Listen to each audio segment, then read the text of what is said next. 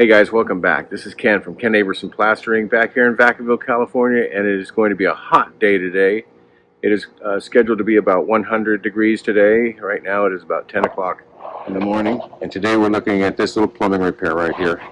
Really a small job, but I wanted to point out a couple of things about this particular plumbing repair is that it has the 5/8 inch substrate behind it. So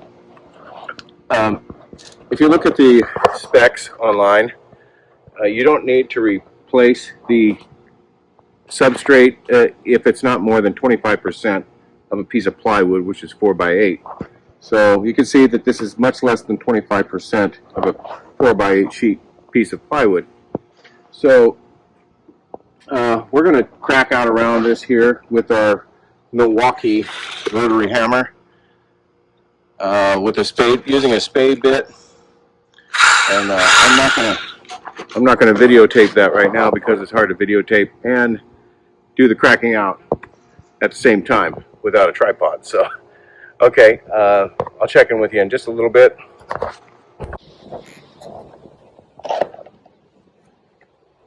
Okay guys, I've got most of this stucco cracked off around the existing pipe here. So it wasn't too hard to crack it off, but it wasn't too soft either. I'd say that the stucco on this house is probably just right, because you don't want it too soft, definitely, when it comes to cracking these things out. But you don't want it too hard either. I've seen, the reason why you wouldn't want it too hard is because it probably cracks a little bit easier, believe it or not. Also, if you go to put in a window or a door or have to get into your house and do a plumbing repair like this, it's just really super hard to crack the stucco off. And a crack can lead to, more cracks when you try to do a repair like this. So, as you can see, I did a pretty good job of not having any big chunks, taken out on the sides. But it does have the 3/4 inch substrate, 5/8 inch substrate behind it too. So that's giving the stucco support. Otherwise, I'd have to use 2 hammers to get back in here behind here if there was not any substrate here. So pretty close to getting ready to put some wire on this. I'm going to take the rest of these rocks off if I can, and if I can't, well then they're going to stay there, and I'll have to bury them within the wall. But I am going to waterproof this. I'm going to put some insulation in here for the guy, and I'm going to waterproof this real good and get some wire on it, and then start putting some mud on.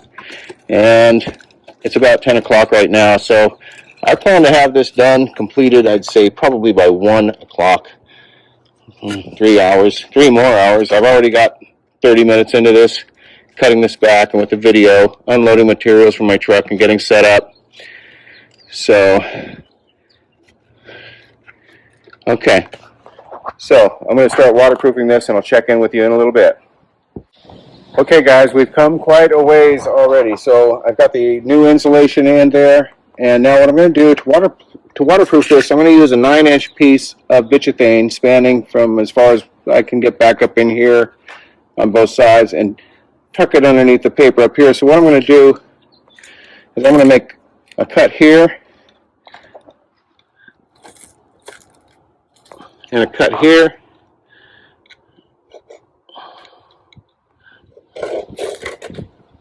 And I'm going to pull that back and slip my new bituthane flashing up underneath those 2 cuts that I just now made and get this thing waterproof.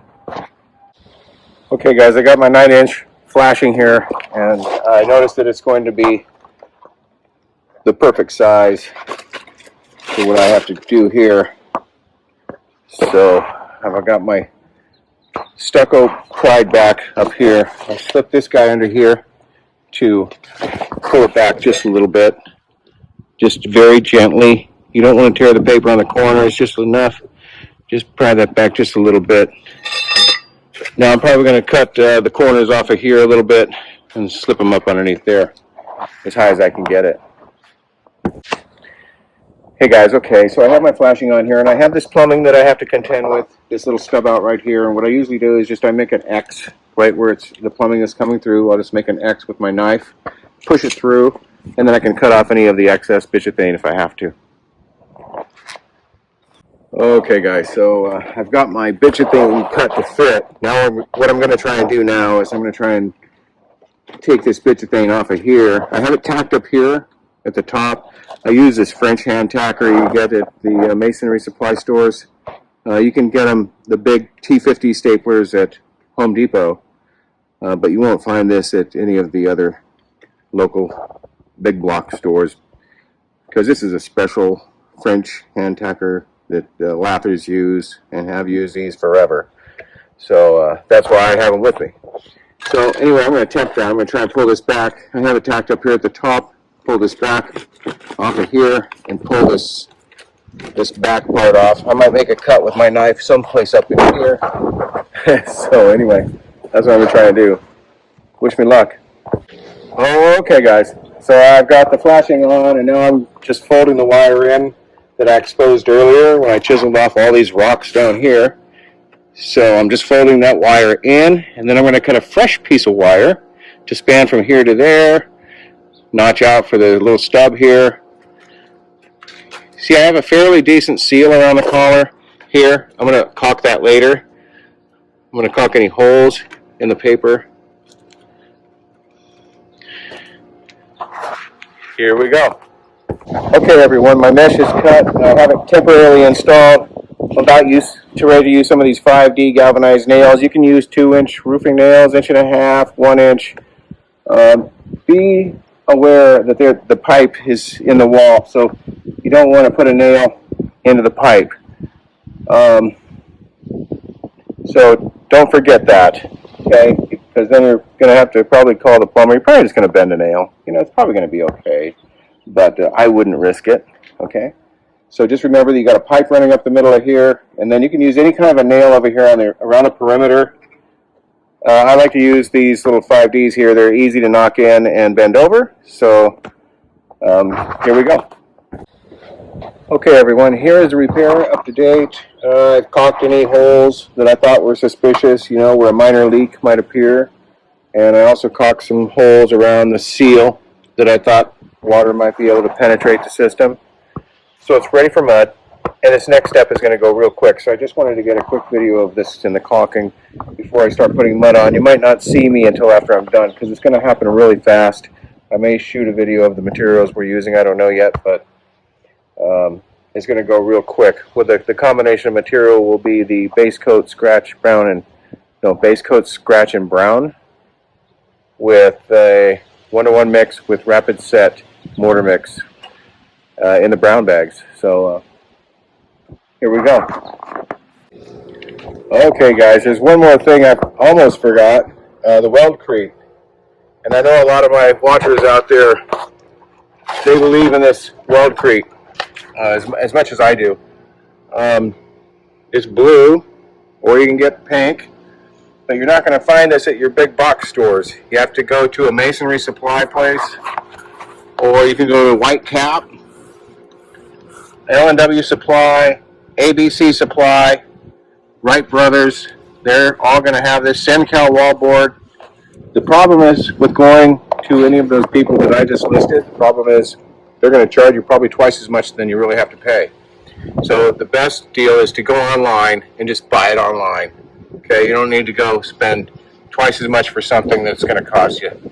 Like, for 5 gallons of this online, you're probably going to be able to get it for less than $200. Probably a lot less. I'm paying about $150 for a 5-gallon pail of this right now. But, you know, everything, like everything else, it's gone up. The prices have gone up everywhere. You just have to price it. You have to price it.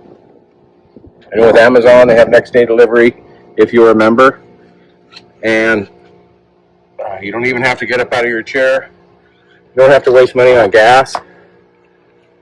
It's a pretty good deal. Also, here's a little tidbit of information you might not have known, that is, if you have an Amazon account, you can buy tools on Amazon for cheaper than actually going to Home Depot. I mean, that's where most people, I think, go to, is Home Depot or Harbor Freight, that are in my trade. Okay, here we go. I've got it all well created now. I'm going to wash my brush out. A lot of times, like I'm going to keep this brush here. A But if you look down in here, you see I've got my roller down in there with the weldcrete. That's for bigger jobs. You know, I just leave the roller down in there. You know, as long as it's not too full. If the bucket's not too full, if it's got like 3/4 of a bucket, you just split it in half and put half the weldcrete into another 5-gallon pail. Okay, so by the time I get mixed, this is going to be, the glue will be tacky enough to get started. I'm in the shade over here, but I haven't checked the weather report. It's probably 85 to 90 degrees right now, and that's going to keep going up. There is a north wind coming. It's high fire danger today. So it's one of those days. You know, it's the first heat wave of the summer. Actually, I don't think it's summer quite yet, but we're getting there. A few more days. Today is June 4th, 2024. Okay, there's that. Make sure my lid is on tight for my weldcrete. There. That ought to seal her up.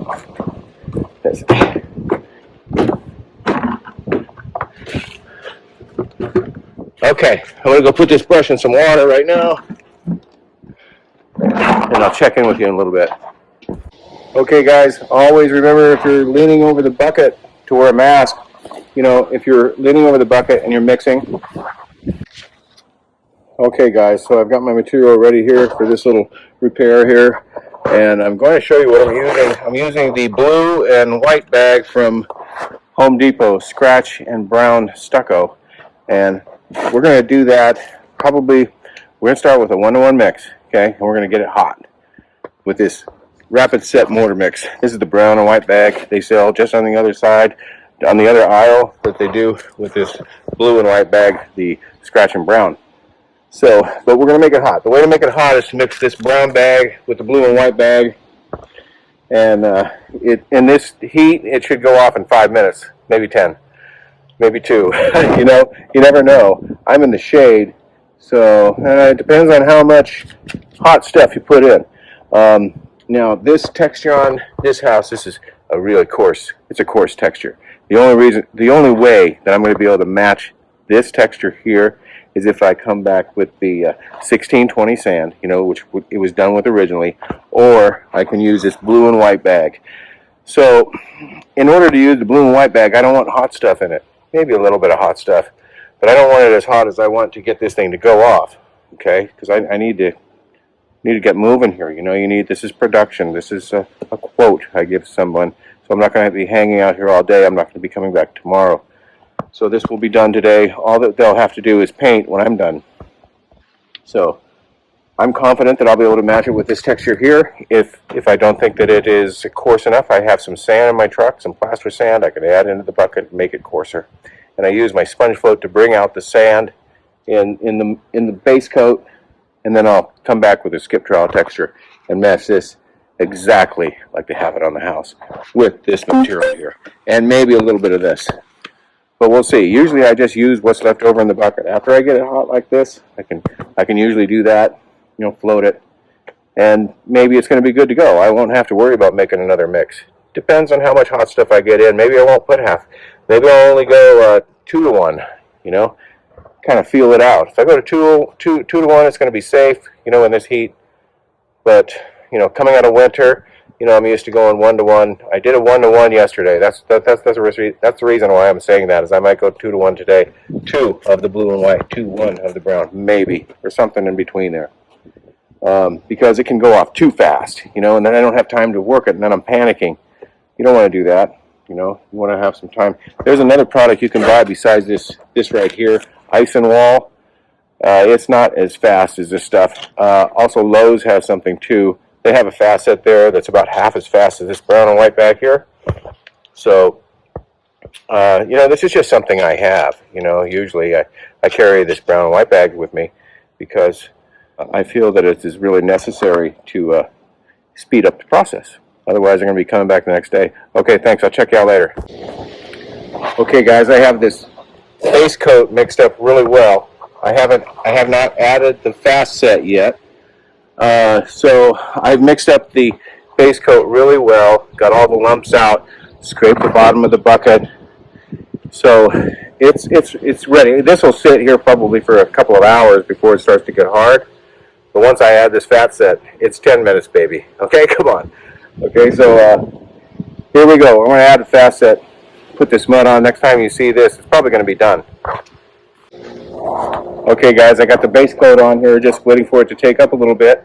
And what I did is, after I put the base coat on, I put it on just a little bit heavy, just a little bit, like maybe a quarter of an inch at the most. And then I went to my truck and I grabbed my sponge float and came back and added a little bit more water to what I had. So hopefully this isn't going to take up before this is ready to stucco, to texture.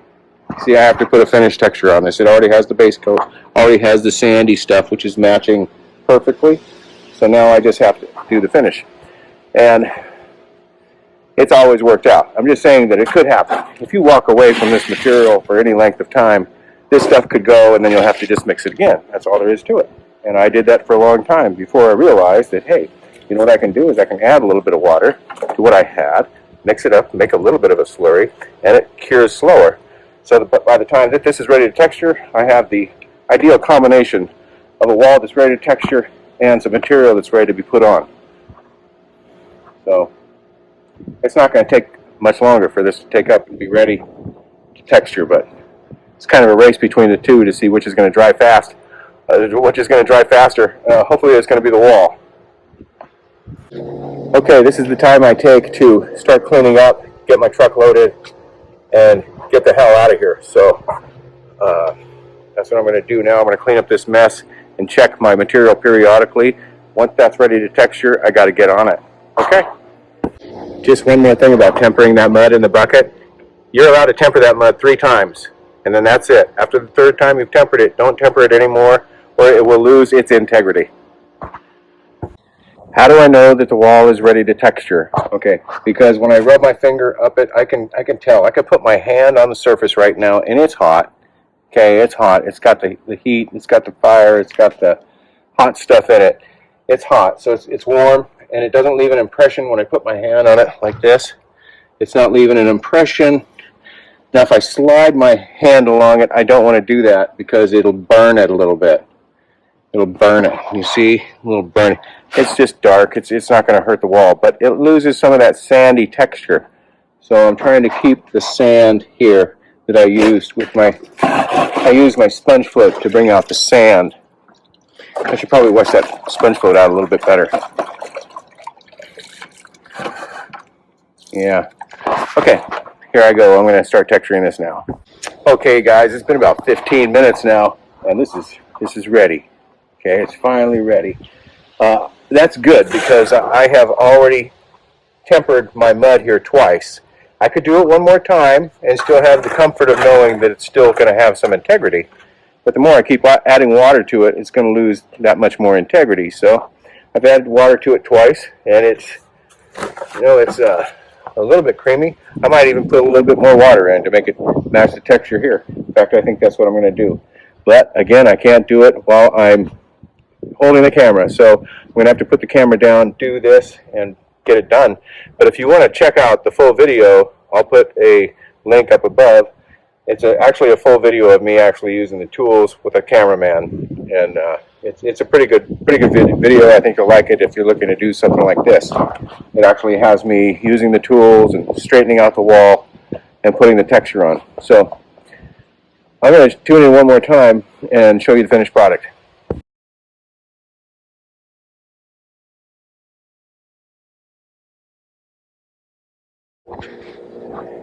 Hey guys, okay, I'm done here on this little patch for Jeff, and it came out really nice. It came out almost perfect. The texture match is almost perfect, and it's really a nice blend. See, when you're doing a texture, you blend the new stucco in with the old. I see the stroke from the original guys was coming sideways on this wall, so I pulled the mud sideways here, and then sideways here as well, and then up on the bottom. You know, kind of blend in with everything they've got going here.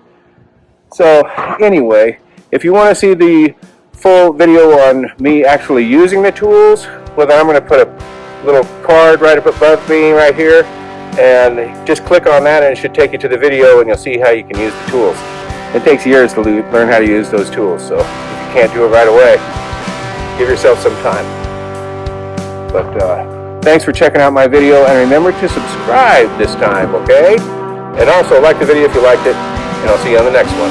Bye-bye.